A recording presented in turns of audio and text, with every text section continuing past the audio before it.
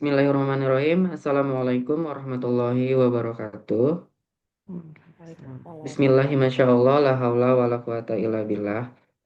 Izin Ibu Propopi dan Ibu Dr. Inin, kami dari kelompok 6 yang terdiri dari Ibu Mediana Khairunisa, Ibu Ferinka Ayuniasari, dan saya sendiri Nurjaya.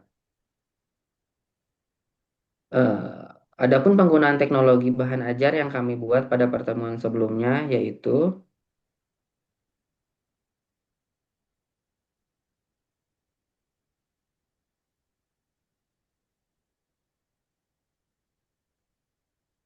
media interaktif tanpa hyperlink. Isi pembahasan dari bahan ajar ini, yang pertama tentang pendahuluan, kedua penjelasan mengenai media pembelajaran, yang ketiga kelebihan dan kekurangan, tutorial cara penggunaan Canva Hyperlink, hasil karya kelompok, penutup dan referensi. Adapun ringkasan untuk pendahuluannya yaitu perkembangan teknologi telah mendorong inovasi pendidikan, salah satunya melalui pemanfaatan media pembelajaran interaktif seperti Canva. Fitur utama yang menonjol adalah hyperlink yang menciptakan pengalaman belajar non-linier. Fitur ini memungkinkan siswa menjelajahi materi lebih dalam, mengakses latihan atau sumber eksternal dengan satu klik. Penggunaan media interaktif berbasis tanpa hyperlink terbukti efektif meningkatkan minat dan pemahaman siswa. Namun, implementasinya masih menghadapi beberapa tantangan, seperti kompetensi guru, pengembangan konten, dan infrastruktur digital. Media interaktif tanpa hyperlink. Adapun manfaat hyperlink untuk media pembelajaran, yang pertama, navigasi fleksibel, yaitu siswa bisa dengan mudah melompat ke bagian-bagian materi sesuai kebutuhan tanpa harus membuka slide satu persatu, sehingga proses belajar lebih efisien dan menarik. Yang kedua, pembelajaran interaktif dengan hyperlink menjadikan materi lebih interaktif, mendorong eksplorasi dan keterlibatan aktif siswa, baik secara mandiri maupun kelompok. Yang ketiga, integrasi sumber digital di mana guru dapat menautkan ke website, video pembelajaran, atau sumber eksternal lain untuk memperkaya materi. Dan yang keempat, pelacakan mudah melalui aktivitas klik pada tombol-tombol tertentu. Guru dapat mengarahkan diskusi atau melacak bagian mana yang paling sering diakses oleh siswa. Adapun contoh penggunaan aplikasi dengan hyperlink, misalnya pada pembelajaran matematika, guru dapat membuat menu utama pada slide pertama berisi tombol menuju. Pertama, materi pokok, hyperlink ke slide 2, contoh soal, hyperlink ke slide 3, latihan hyperlink ke slide 4, dan pembahasan hyperlink ke slide 5. Untuk pembahasan materi berikutnya, itu akan disampaikan oleh Ibu Ferinka Ayuniasari. Ya, baik Silakan terima Ibu kasih. Ferin. Ya, baik terima kasih Pak Nurjaya atas kesempatannya. Saya akan memaparkan mengenai poin kelebihan dan kekurangan Canva Hyperlink. Eh, Canva Hyperlink ini memungkinkan pengguna menambahkan tautan ke desain mereka, memiliki kelebihan dan kekurangan. Adapun kelebihan dari hyperlink di Canva ini, yang pertama adalah kemudahan pengguna. Canva ini dirancang agar mudah digunakan bahkan bagi pemula. Menambahkan hyperlink juga sangat mudah, cukup dengan beberapa klik. Kelebihan yang kedua adalah berbagai template. Canva menyediakan berbagai template yang bisa diedit, yang bisa disesuaikan dengan kebutuhan pengguna, termasuk untuk presentasi, video, dan media sosial. Kelebihan ketiga, akses ke elemen desain. Canva memiliki pustaka elemen desain yang luas, termasuk gambar, icon, dan ilustrasi yang dapat digunakan dalam desain dengan hyperlink. Kelebihan keempat, yakni kolaborasi. Fitur kolaborasi online memungkinkan beberapa pengguna untuk bekerja pada desain yang sama secara bersamaan, termasuk menambahkan dan mengedit hyperlink. Kelebihan yang kelima yaitu adalah hemat waktu.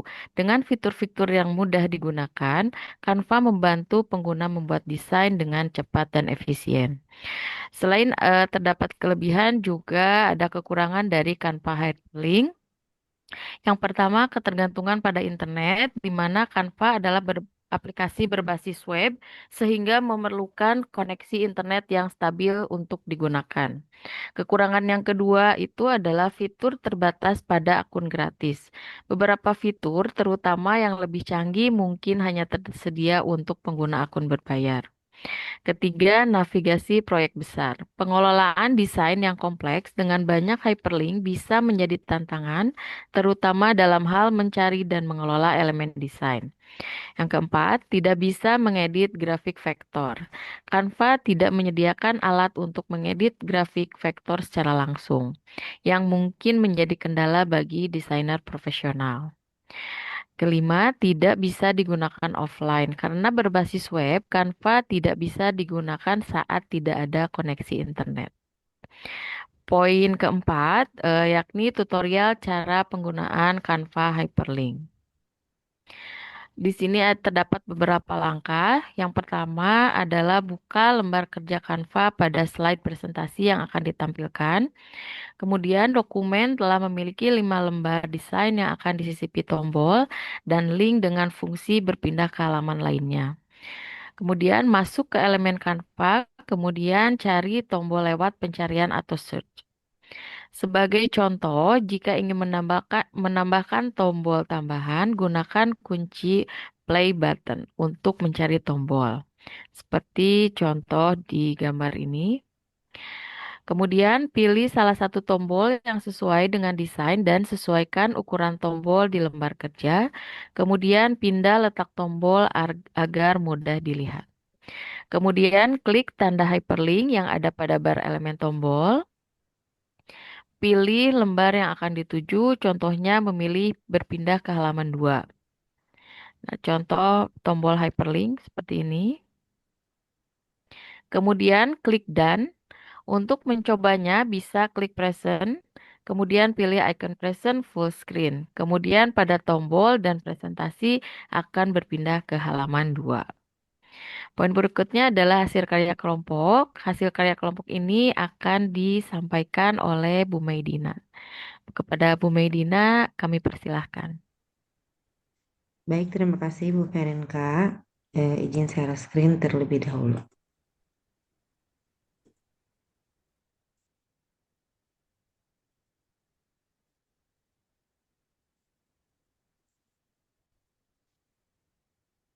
Apakah sudah terlihat?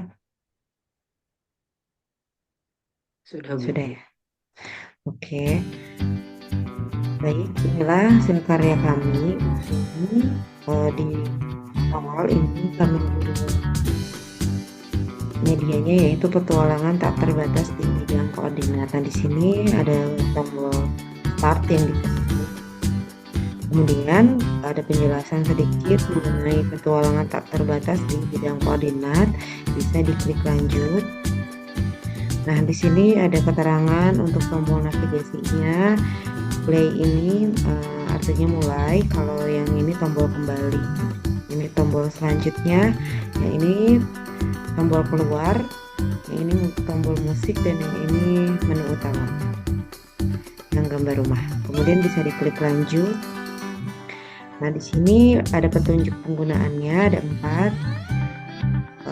Jadi nanti anak-anak bisa melihat membaca dulu petunjuknya gitu. Kemudian bisa diklik lanjut. Nah, ini adalah tombol menu yang pertama, di mana menu yang pertama ini terdiri dari informasi, materi, latihan, dan kuis. Nah, untuk kita coba lihat untuk di menu informasi, tinggal diklik saja di bagian informasi. Nah, di informasi ini terdapat 4 menu lagi, yaitu mengenai profil, topik sasaran, tujuan, dan referensi. Kita klik profil terlebih dahulu. Nah, ini adalah nama penyusunnya. Kemudian akan keluar, kita klik tombol back. Nah, di sini topik dan sasarannya yaitu matematika kelas 8 semester 1 mengenai koordinat kartesius. Kemudian di sini ada tujuan. Tujuan ini isinya adalah capaian dan tujuan pembelajaran. Ini capaiannya di akhir pasar D ini. Kemudian tujuan pembelajarannya ada 2. Siswa dapat memahami konsep koordinat kartesius, kemudian siswa dapat menentukan letak titik suatu titik pada bidang koordinat. Kita tombol back lagi ke referensi. Nah, ini adalah bagian dari referensinya. Kemudian bisa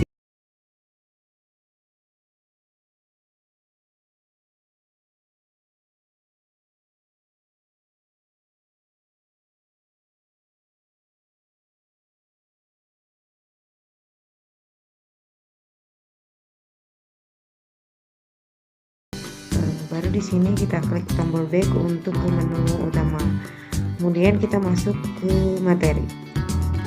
Nah, materi ini terdiri dari 6, ada peta konsep, sejarah singkat, penjelasan materi, video pembelajaran, latihan, dan game harta karun.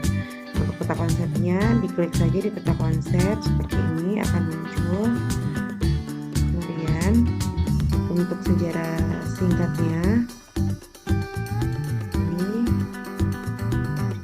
kemudian untuk penjelasan materinya di sini ada penjelasan materi mengenai ini. Kemudian selanjutnya video pembelajaran akan masuk ke menu video pembelajaran. Ini kami menautkannya juga dengan YouTube, jadi tinggal diklik ya, dan ini akan masuk ke Koordinat kartesius. video pembelajaran. Ini bisa dibawa Perhatikan di tempat. Kemudian kita tombol back lagi, kita masuk ke latihan. Nah, di latihan soal ini bisa diklik tombol start. Kemudian di sini misalnya ada pertanyaan, titik A itu terletak pada koordinat apa? Misalnya jawabannya di B 9,3. Nah, karena jawaban B ini salah, maka dia akan muncul sorry salah gitu. Kemudian kita coba lagi, harusnya jawabannya yaitu 4,7 di D. Nah, di D ini benar, maka kita bisa lanjut next. Nah, itu tadi latihan. Nah, kemudian di menu ini juga kita ada game harta karun, di mana game ini adalah latihan quiz. Nah, di sini mari kita berpetualang. Kita bisa klik tombol startnya. Di sini ada rules-nya. Itu pilih pertanyaan sesuai urutan dari 1 sampai 5. Setiap pertanyaan hanya memiliki satu jawaban benar, tidak diperkenakan menggunakan tentuan. Kemudian harta karun akan terbuka jika semuanya benar. Oke, kemudian kita tombol next. Nah, di sini ada peta harta karunnya. Kita pilih yang nomor 1 dulu dari atas ya. Nah, baik Bapak Ibu, di sini nomor 1 misalnya jawabannya A 2,5. Nah, jika benar, klik tombol next, maka akan kembali ke peta. Pilih lagi nomor